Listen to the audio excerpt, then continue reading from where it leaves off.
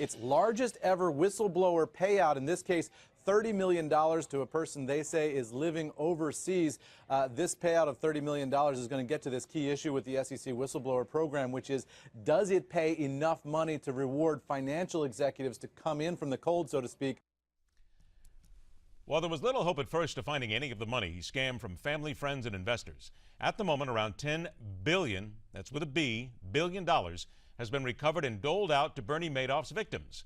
One slice of good news. And one good thing that came from the Madoff case has been an increasing number of people willing to blow the whistle on such con artists. But is it still enough to stem the tide of such a massive fraud? Let's welcome to MidPoint business attorney for the firm of Sadowski Fisher, where he specializes in whistleblower cases, and he is the former healthcare fraud coordinator in the U.S. Attorney's Office for the Southern District of New York, Robert Sadowski. Robert, thanks so much for being here today. Good afternoon. Robert, what kind of people are coming forward here? And again, I also would ask that what kind of people are actually then being recruited to come forward and blow the whistle on their companies? The people that are coming forward are insiders, people who have firsthand original knowledge of the fraud that's going on. Outside of those are about 40% of the whistleblowers. Outside of that, it can be investors, it could be people with personal relationships, anyone with good original information of a fraud. If somebody has this sort of information then, because let's face it, they're already got to be a little bit concerned maybe about their safety and their jobs, obviously. But if they have this information, where do they go? Well, they have a couple of different options. Most reputable firms have internal compliance officers. They are encouraged in good firms to come forward to their compliance officer. If nothing happens after coming forward internally, they can go directly to the SEC. They need not need attorneys.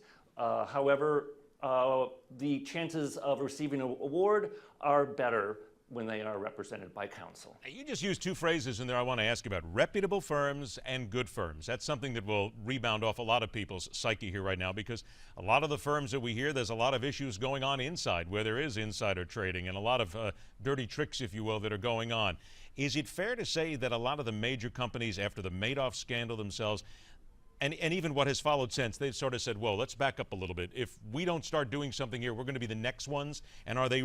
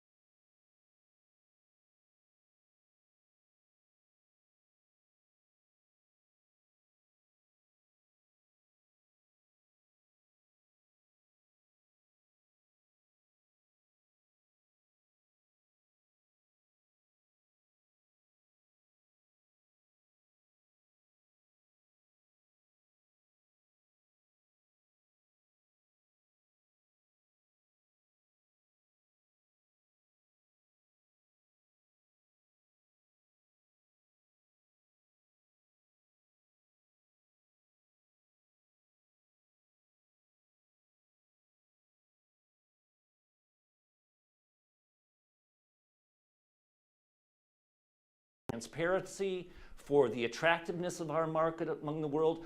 It's great for investors. If it keeps us from ever having another Bernie Madoff in our midst, it will have succeeded, no doubt about it whatsoever. Robert Sadowski, an absolute pleasure. Thanks so much for joining us, and I hope we talk again.